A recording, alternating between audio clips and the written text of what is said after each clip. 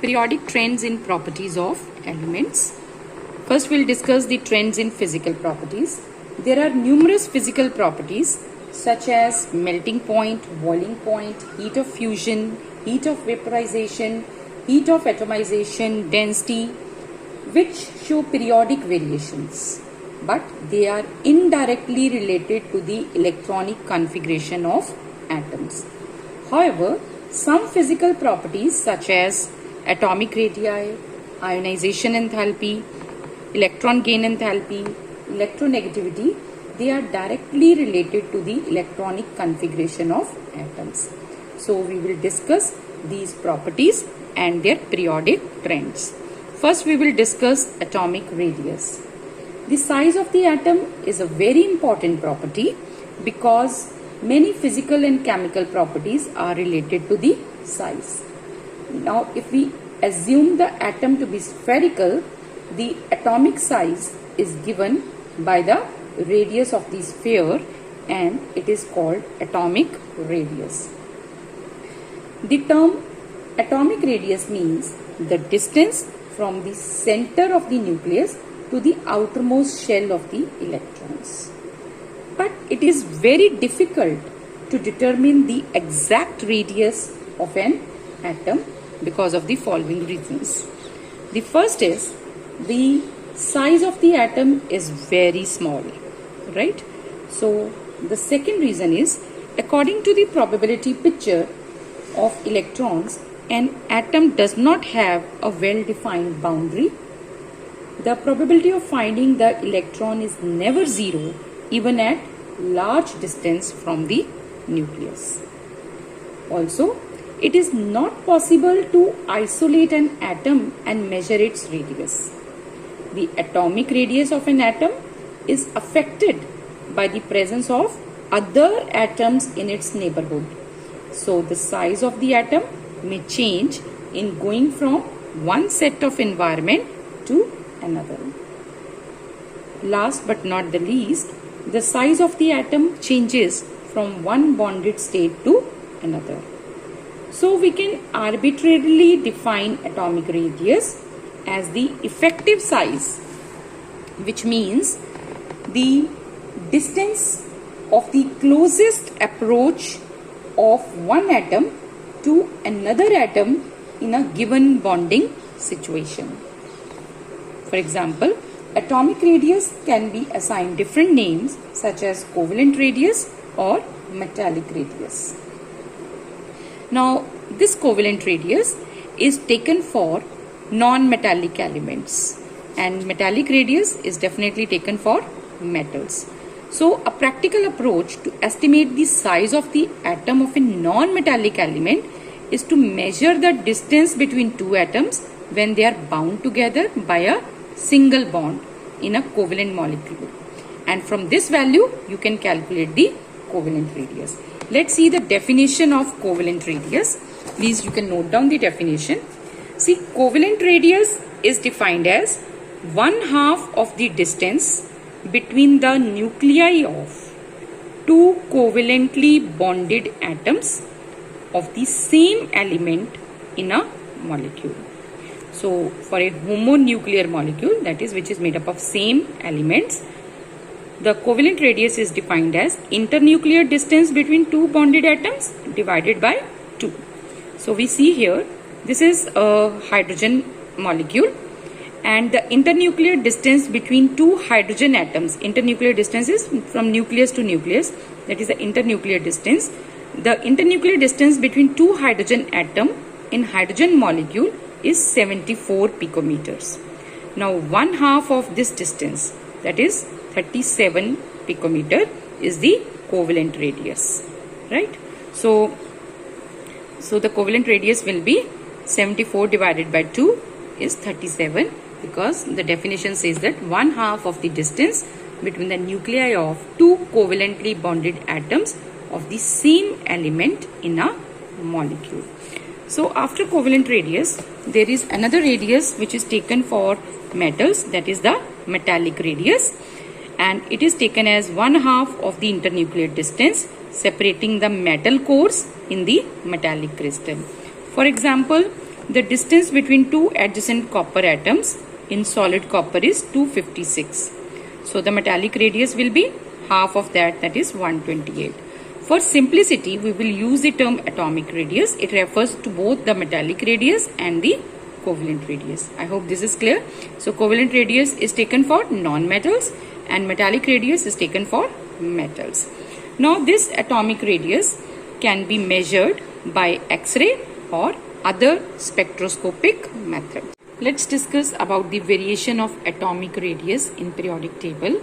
The atomic size decrease as we move across a period, that is as we go from left to right. So this is a period 2 of the periodic table. From lithium to fluorine, we see that the atomic radius is decreasing as we move from left to right. Now see, the atomic number is increasing.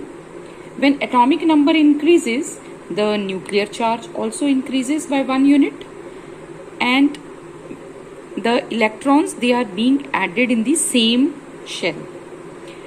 Now electrons, when they are present in the same shell, they do not screen each other from the nucleus. So the increase in nuclear charge, it is not neutralized by the extra valence electron. So as a result of which, the electrons, they are pulled closer to the nucleus by the increased effective nuclear charge, and this causes a decrease in the size of the atom. Thus the atomic size goes on decreasing across the period. Let's discuss the variation of atomic radius in a group.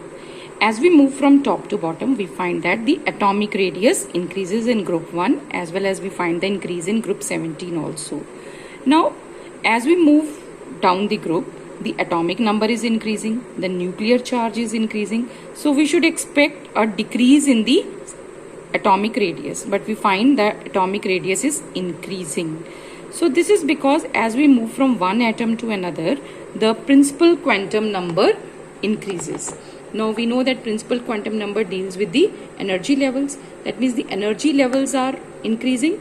These inner energy levels, they are filled with electrons, and these electrons shield the outer electron from the pull of the nucleus, as a result of which the size of the atom increases. Let's now discuss the atomic radius of noble gases.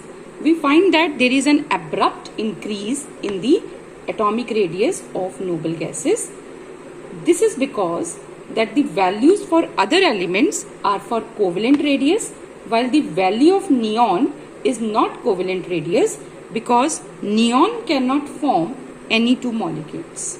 So in case of noble gas elements, we measure the van der Waals radius, right?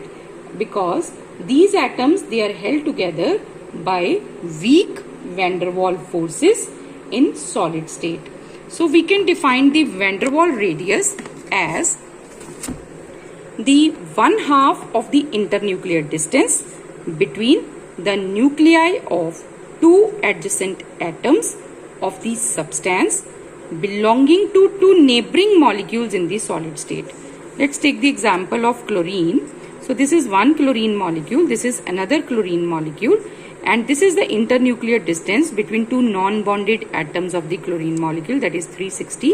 1/2 of this distance is known as the van der Waals radius.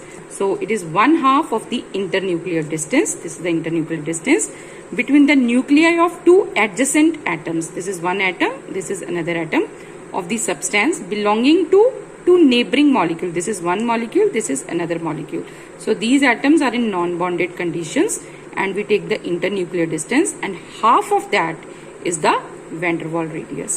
So in case of noble gases, we take the van der Waals radius, right? Ionic radius. This ionic radius corresponds to the radius of ions in the ionic crystals. These ions are formed as a result of addition of electrons or removal of electrons from the outermost shell of atoms. The ions which are formed by the loss of electron acquire positive charge and are called cations, while the ions formed by gain of electrons get negative charge and are called anions. The ionic radius is defined as the effective distance from the center of the nucleus of the ion up to which it has an influence in the ionic bond.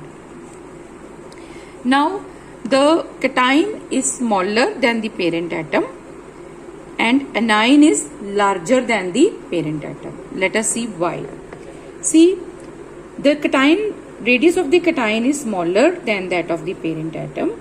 I'll take the example of sodium here. Now, sodium has atomic number 11. So, it has 11 protons and 11 electrons.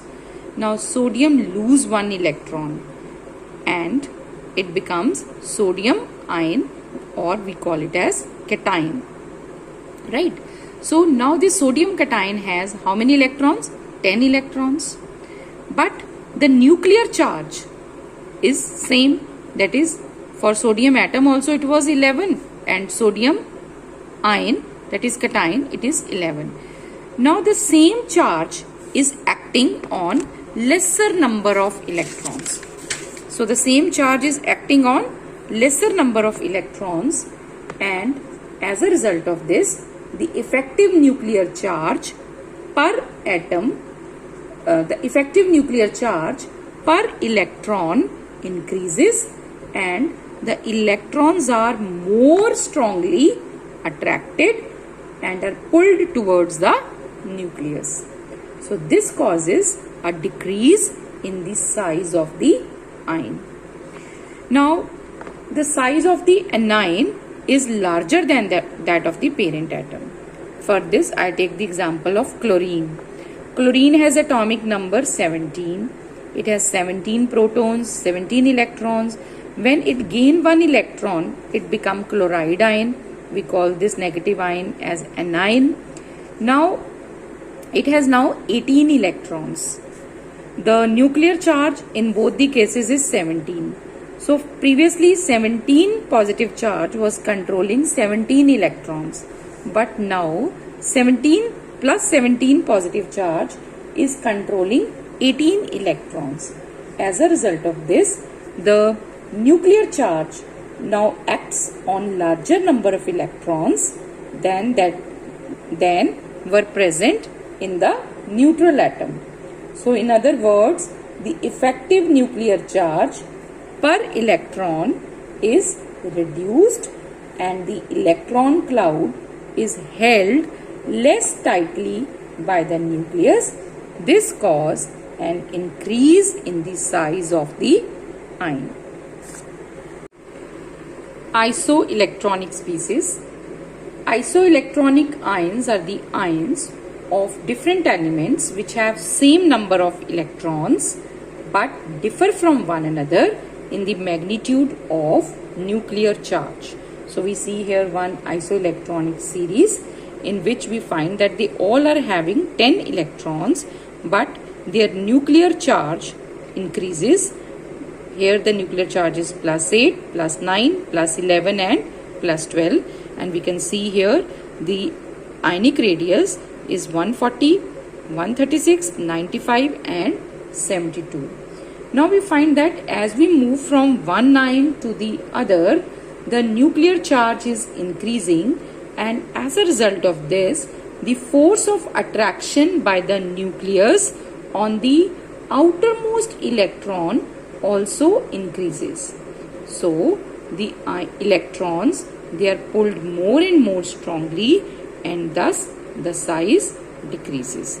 So we can also say that cation with greater positive charge will have a smaller radius because of the greater attraction of the electrons towards the nucleus, and the anion with a greater negative charge will have larger radius because the net repulsion between the electrons will outweigh the nuclear charge and the ions will expand in size.